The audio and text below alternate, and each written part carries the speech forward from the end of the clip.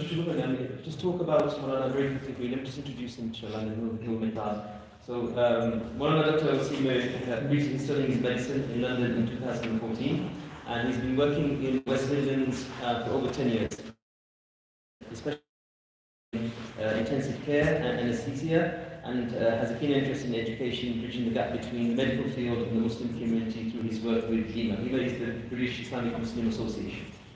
Alhamdulillah, Moulana is also a graduate of As-Suffa Graduate as well, mashallah. So, alhamdulillah, I think we're very lucky to have him here today, inshallah. So, I'll pass you on to himself, inshallah, and hopefully we will be able to benefit. Yes. أعوذ بالله من الشيطان الرجيم بسم الله الرحمن الرحيم والصلاة والسلام على رسوله الكريم سيدنا ومولانا محمد وعلى آله وأصحابه أجمعين. قال الله تعالى في كتابه المجيد فأقول أعوذ بالله من الشيطان الرجيم بسم الله الرحمن الرحيم لقد خلقنا الإنسان في أحسن تقويم. وبعد السلام عليكم ورحمة الله وبركاته. Dear brothers, dear shuyukh, elders, people of Smethwick, and those online, Jazakumullah khair for attending, and I appreciate it's a weekday, so I won't keep you too long. But as you know, time is of the essence, and we have very little time now before the month of Ramadan starts. And Ramadan comes and goes every single year, just as Sha'ban went in the blink of an eye, and Rajab went in the blink of an eye. We can never be prepared enough for this most beautiful of months and this gift that Allah subhanahu wa ta'ala has given us. And part of the medical association, and I'll give you a bit more information about it shortly, is about the health process and how to fast in a healthy state, in a safe way of fasting for those who have medical issues. Many of you here may have family members who have medical issues.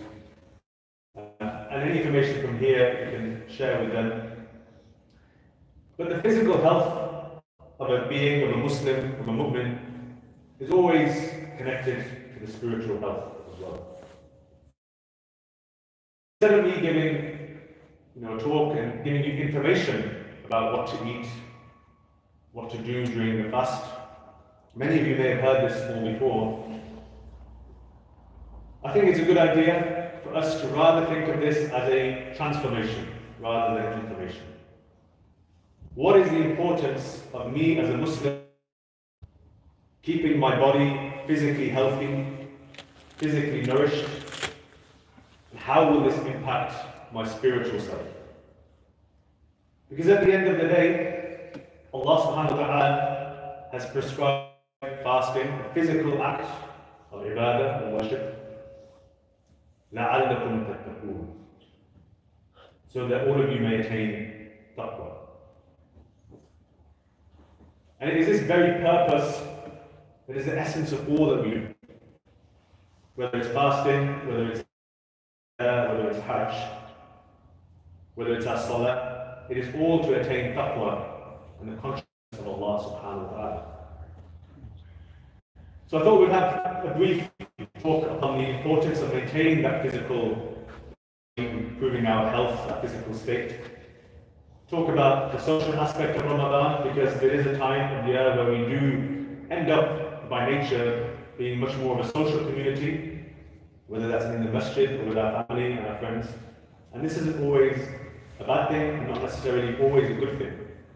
And then ultimately how we can tie this in with how we change our mindset for this month of Ramadan. A short presentation, which I'll just run through slides, some information about people with medical conditions such as diabetes, heart failure, asthma, so on and so forth. And if you have any questions, I'll do my best to help you answer them. Now, the first verse that we recited at the start of this talk was from Surah Al-Tin. Allah says, لَقَدْ خَلَقْنَا الْإِنسَانَ تَقْوِيمًا. Allah created us in the perfect disposition. Allah also says in Surah Al-Isra, لَقَدْ كَرَّمْنَا بَنِي آدَمَ. We have indeed Bani Adam. We have been elevated over all other creatures on this planet. We walk on 2 feet, we feed ourselves with our hands, we have aql, we have intellect. But all of that comes with a deep responsibility. And unlike all the other creatures on this earth, we are not here as mu'min, as believers, merely to fulfill our physical and carnal desires. We are here to worship Allah subhanahu wa ta'ala as best as we can. So I'm going to give you a little scenario with a few youngsters, people of all ages. Let's say you were given a company car by the boss of your company.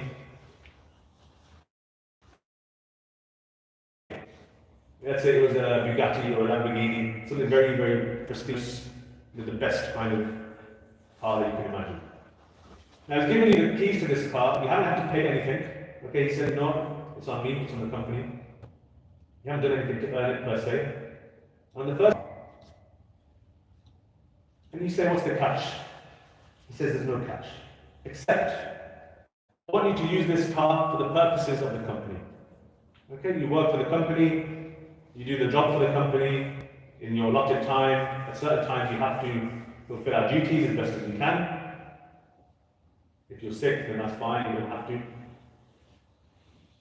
And then outside of those errands for the company, obligations for the company, you can use it for your family, your social activities and so on and so forth, as long as you don't do anything illegal. And at the end of your term, whether that's your employment finishing or you passing away, we take the car back, nothing else. Does this sound like a good deal? I think we'd agree. This is a very prestigious deal. You've been given a Bugatti Veyron or a Lamborghini Gallardo or whatever they have these days. You haven't paid a penny for it. Think about your mindset when you've been given that car. Are you going to drive that car around the streets of Smethwick and Aston, hitting the curb, double parking, running red lights? Are you going to speed in the car, get speeding tickets? All that information is going to go back to your boss. How long do you think he's going to let you keep that car? Are you going to service that car regularly? Are you going to get the best, diesel or petrol, whatever, electrics, whatever it is these days? Are you going to look after the alloys and make sure they're clean? Are you going to wash your car? Of course you are. You're going to maintain that car because of not only the honor that that boss of your company has given you, out of adab and respect to that person, but also because it's the right thing to do.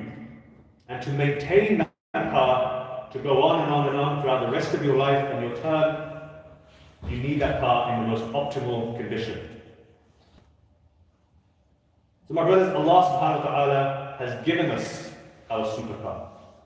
He's given us our bodies. By virtue of you being here tonight, being able to walk to the masjid, being able to pray and stand or even sit, you have been honored by Allah subhanahu wa ta'ala. And this is a reminder to myself as much as it is to many of you.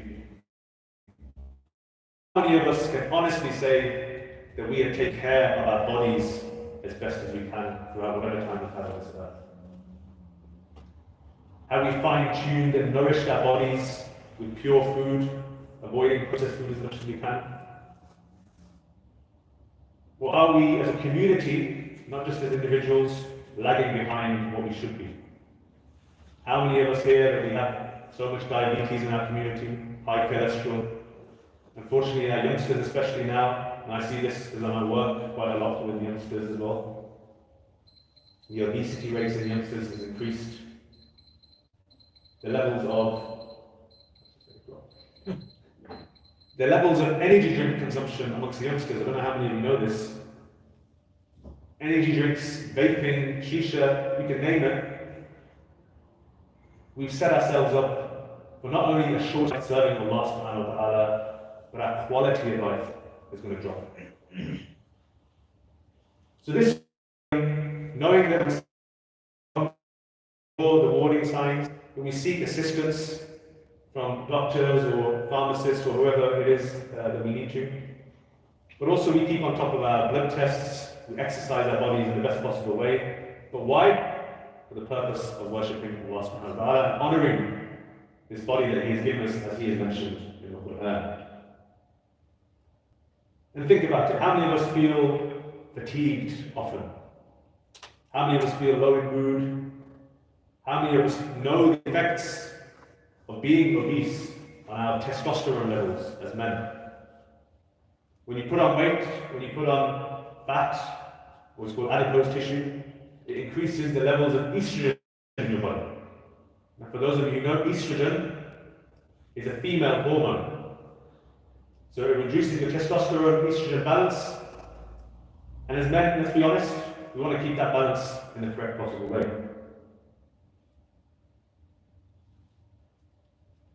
So Ramadan, as we mentioned, is a physical exercise for a spiritual purpose. And we'll move on to specifically what foods are best to avoid, what routines may be best for you. But let's be honest, we all have to eat. We all have to have sahri, we all have to have iftar. We are only human after all. And it's by the grace of Allah subhanahu wa ta'ala that He's given us this blessing, this ni'mah, that we can afford food and we can enjoy our food with our families. And as with anything in Islam, we take things in moderation. We don't go to extremes, make our health suffer. But if you feel energized for your acts of ibadah, especially in the evening and night time. So from a social perspective, you may get invited to communal iftars, you may have invitations to your houses, and so on and so forth. By all means, accept these invitations. Invite your family to iftar. Invite your elders and scholars and so forth. There's nothing impermissible about having iftar together as a family. However, I want you this Ramadan to keep this benchmark in mind. If your communal iftar or your socializing with your friends or family, whoever it is having a negative impact on your ibadah and a negative impact on your taqwa, then it may be best to cut back on this. So let's give a quick example. You've been invited to an iftar with your friends, you want to go out to eat at a restaurant. Your normal routine is to come to Jami Masjid Smethwick, pray your Maghrib Salah with the congregation. MashaAllah, we know that congregational prayer, at least 27 times more reward, especially in the month of Ramadan, multiply that as much as we can. This time you go, you sit in a restaurant, you're waiting for the food to come, you're chatting away, and you delay your Maghrib Salah. The food comes at the wrong time for you. There's not much space in this restaurant. You pray singular prayers. If you pray at all with your friends. Some of you may even miss the time for Salah. You've already negatively impacted potential reward that you could have gained. Not only that, let's say you pray your Salah in Jama'at with your friends. Okay, you eat your iftar, again, perfectly permissible. But you sit there chatting for an hour turns into an hour and a half. You talk about the football, how Manchester City aren't doing very well, United might be getting relegated this year. And before you know it, the time for Isha Salah has already started. You missed your Isha Salah in Jama'at. Okay, no problem. You pray together Isha Salah. You now missed your Tarawih. Okay, brothers, alright, Tarawih time has come. It's only optional, Sunnah. Let's go and enjoy some dessert. Before you know it, the time for suhoor is coming. You haven't had enough sleep. You can't wake up for your tahajjud. And you're not energized for the next day of ibadah. So only you, my brothers and my sisters who are listening, know what your limits are. You can't delude yourself as to these limits. Always be mindful when you're in the social gatherings. When is your limit being crossed? And when are you moving further away from Allah subhanahu wa ta'ala? And on the flip side, use these communal iftars or these social occasions for a source of barakah. If it's to raise money or a fundraising dinner, by all means, there's lots of barakah in that. If it's to do dawah with someone who you don't normally see at the masjid, instead of meeting somewhere else outside, maybe there's a meeting point to be in salah in the masjid. It might be the first time that person has attended the masjid. So there's no right or wrong answer for this. But when in doubt, try and make things more spiritually beneficial for you and your friends and family. And when it comes to this, often people get a little bit reluctant to enjoy their normal activities, day-to-day activities with their family, and especially youngsters.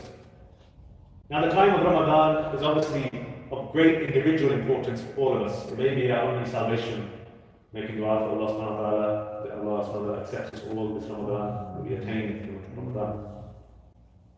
But often we have other responsibilities, whether that's work, children, elderly relatives, and especially youngsters, and our wives at home as well.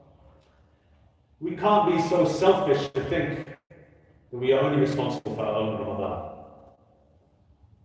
Our youngsters are not there for us to do dhulm on them the whole month of Ramadan.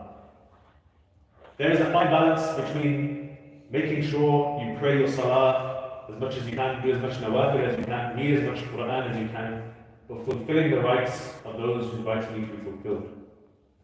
So if you have youngsters who require your attention, you need a bit of time to play with, if your wife has been busy cooking for you because you've been asking for certain dishes all the time, allow her some respite and some time to do her ibadah and get closer to Allah subhanahu wa ta'ala, and you'll notice the barakah coming in your home.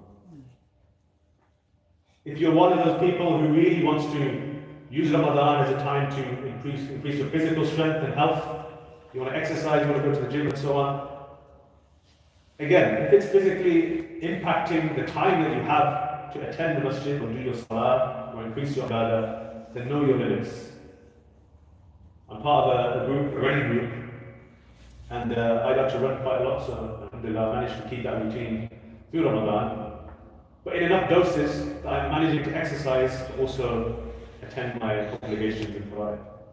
But there are some people who take it to other extremes, and they'll set themselves a challenge in Ramadan to run a half marathon every single day, or 10 kilometers every single day. And there could be good intention behind this, whether it's to, again, be physically healthy, raise money for charity, whatever it may be. But part of this enters the extreme. If you're running for 2 hours every single day, you're exhausted for your prayers, you're missing certain acts of prayer, you've missed the boat in terms of your priorities. And how do we translate this into taqwa, attaining that spiritual aspect of Ramadan?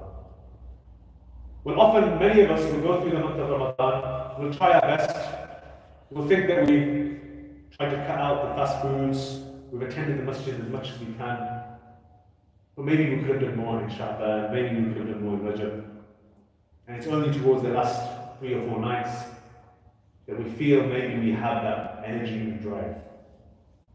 But my advice to you would be, and this is a reminder again to myself, to think about it in simple terms. Taqwa is not necessarily being someone who stands up all night in prayer and misses out the obligations of Allah subhanahu wa ta'ala. The basic definitions of taqwa include doing ta'reem of the amr of Allah subhanahu wa ta'ala, the commands of Allah subhanahu wa ta'ala, and fulfilling its obligations.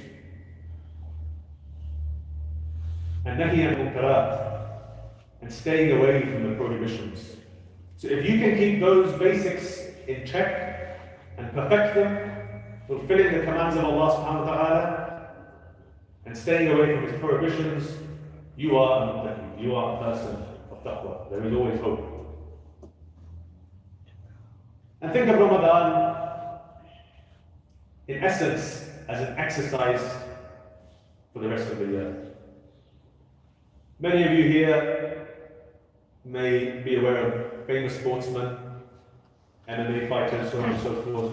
When they've got a big fight coming up, they train in the gym, they're meticulous about their diet, they're making sure that all their muscles are conditioned, they're avoiding injuries, so on and so forth, and that preparation takes months. So when it comes to their opponent, they're physically and mentally ready to take on their opponent. Fasting is something that outwardly appears to be the same for all of us. You know, we go through the day, we don't eat during the day, we break our fast together, have a day, so on and so forth. But every single person's fast is different. If you go through the month of Ramadan, going through the motions, just not eating during the day, and still get to the end of the month of Ramadan, and not attain Allah subhanahu wa ta'ala's forgiveness, then we know from the narrations that you have lost this Ramadan. If you think of the analogy of the fighter preparing for his fight, you can delude yourself. You could be that person who gets some cardboard weights, cuts them out in the shape of a dumbbell, writes 20 kilos on there, or 10 kilos on there, and starts lifting them up. Okay, he comes out to the end of the month of Ramadan, outwardly it looks like he's been exercising. How ready is he to face his opponent? Don't delude yourself, my brothers and my sisters. The month of Ramadan will come and go. Our opponents will still be there when we come out of the month of Ramadan. Whether it's the fitna at work, in college, in school, in your family, the same challenges will be there after Ramadan. So we need to train ourselves in the month of Ramadan for this. And how would you do this? Well, we prohibit ourselves from the halal in the month of Ramadan. Eating, drinking during the daytime, normally a halal thing. Think about it. We managed to avoid something so simple that is halal for us for 30 days straight. How easy should it be after the month of Ramadan to avoid that which is haram? And on a deeper level, we do this all the time.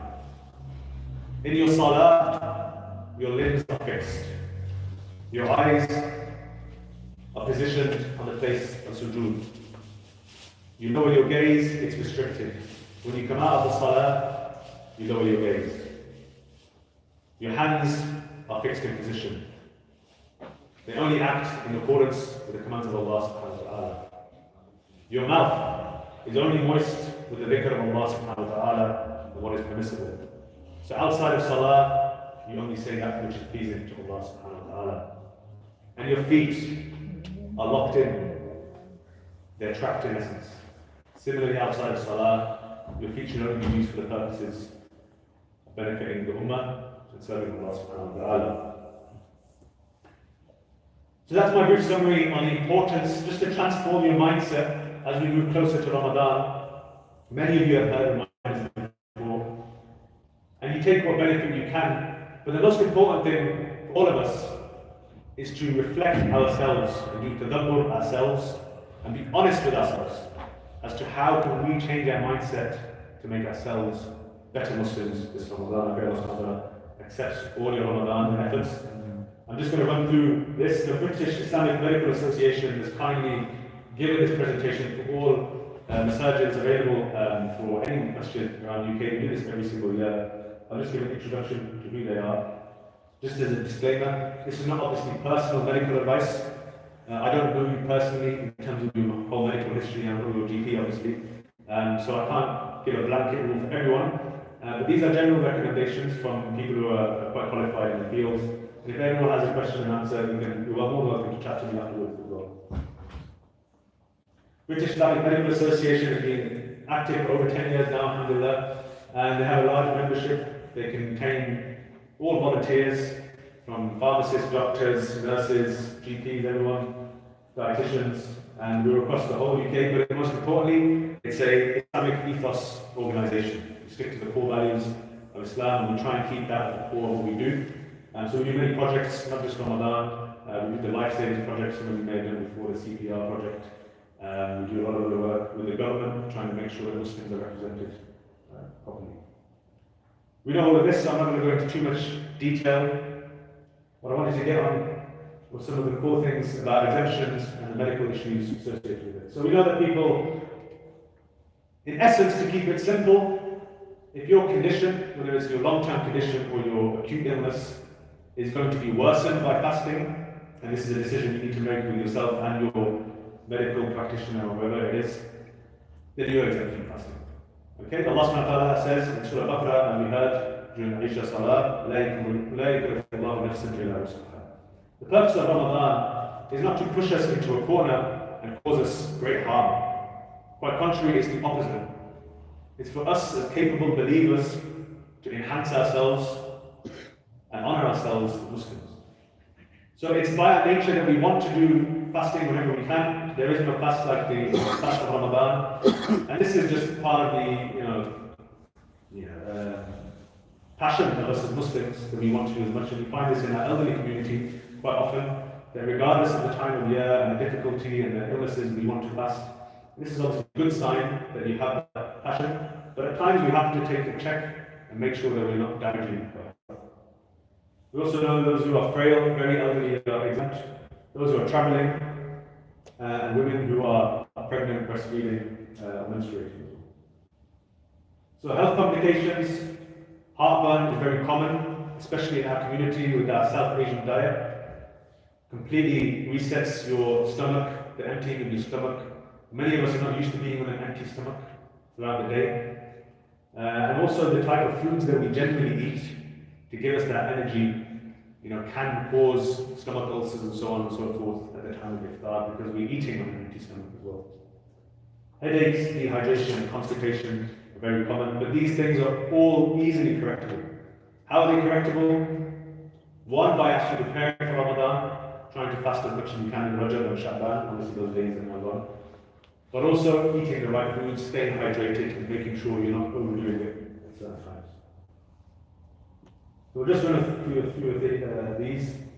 We've already mentioned Sha'ban and Rajab, think proactively. I would say take that forward now after Ramadan, so that next Ramadan, inshallah, you're more prepared. And try and incorporate either the 3 white days of the month, in the middle of the month, every month if you can, or Mondays and Thursdays if you're able to, just to get your body into that natural routine, and you won't even think about food being an issue by the time the next Ramadan comes.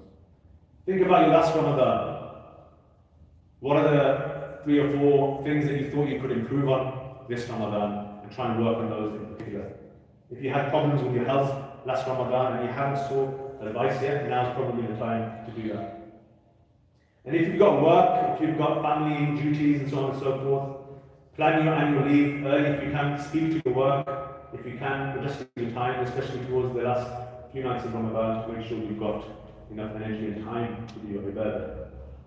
Many of us book our school holidays, our Umrah trips. Umrah is a nafil, it's not necessarily an obligation for us to fulfill. We book these a year in advance, 6-7 months in advance, and we've got all the hotels booked and holidays booked.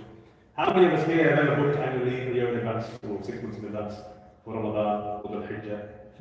How many of us have emptied our calendars to make sure that we're actually available on those days? Just a food for thought, and it's a reflection for all of us. And it's these little changes that make a difference. Prophet ﷺ did say that the best of deeds are those which are regular, even if little, when qalb. And you can see it even on this graph. If you make little changes every single day, it's not as difficult, but the benefit you'll see in the long term is much better. So make your Ramadan plan. We'll do the bit of Q&A at the end. But the key is nutrition, sleep and health. And there are certain foods that you want to avoid in Ramadan. Fried foods in particular will cause not only the sugars to peak, especially if you have processed sugar with your fried foods, whether it's a dessert or as part of a high carbohydrate meal. But you'll have that energy at Maghrib and Iftar time, and you'll be yawning your way through your evening prayers. You'll struggle with your sleep pattern, you'll struggle with your concentration, and you'll miss out on the barakah of the time of Fajr. You'll miss out on those spiritual benefits and your physical health benefits. The time of suhoor is obviously a blessed time. It's a sunnah to eat suhoor, but you don't necessarily need to eat a lot of food, and it's quite counterintuitive. It's saying it seems like you should have a carb load for the rest of the day. Make sure your stomach is full so that you can digest that food over the day. Quite to the contrary. Digesting food is an energy-consuming process. It takes a lot for your gut to digest a full stomach of food. The blood flow has to go there, the energy has to be used to digest the solid food, then the liquid food, and absorb this.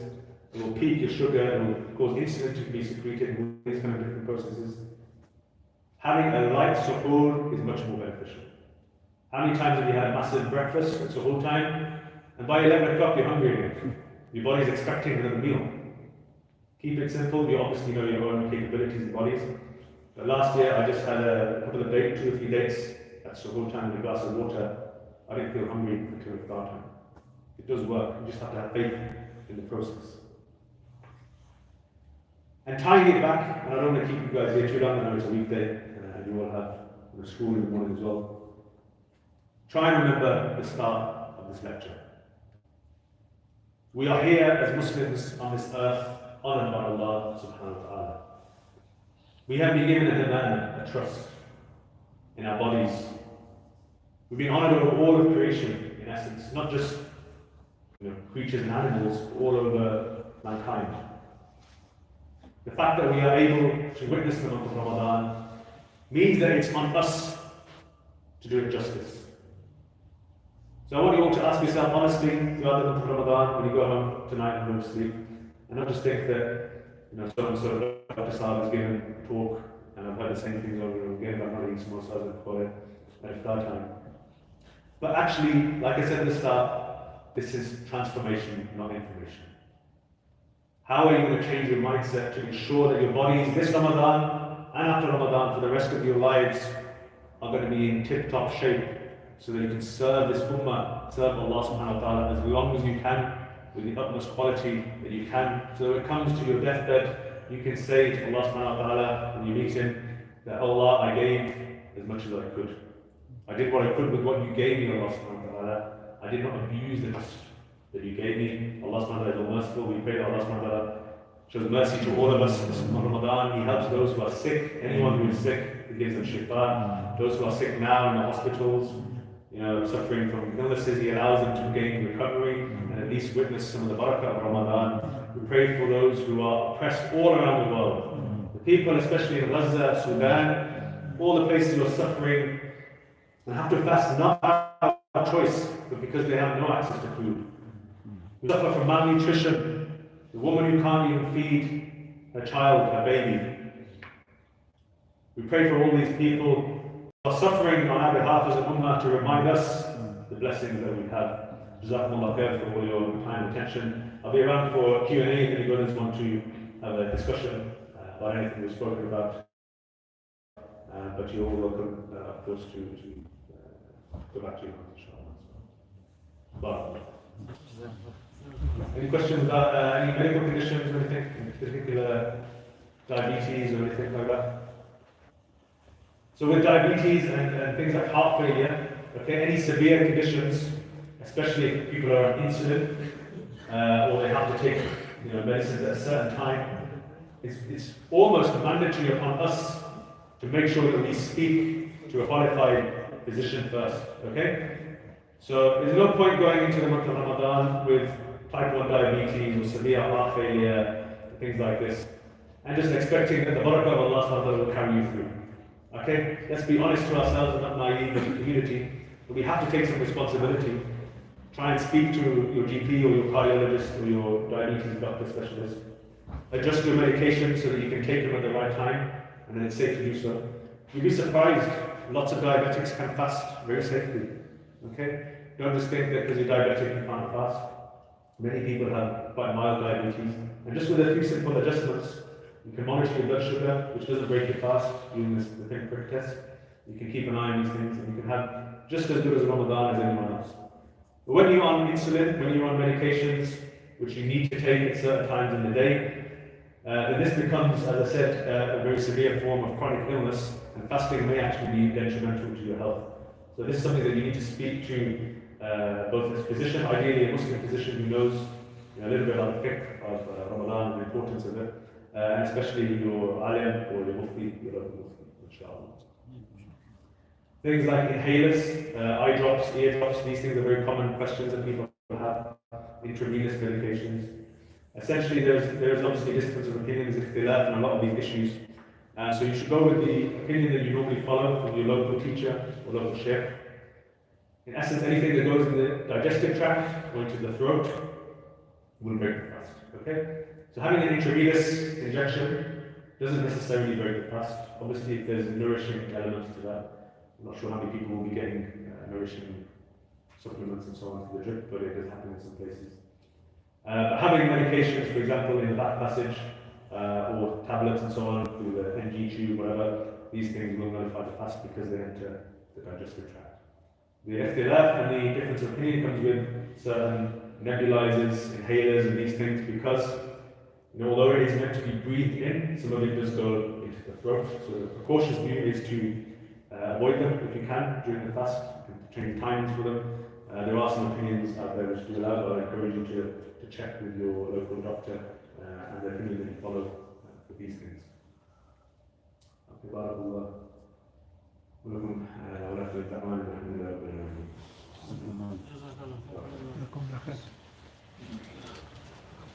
There's a feedback form if you want to put it in.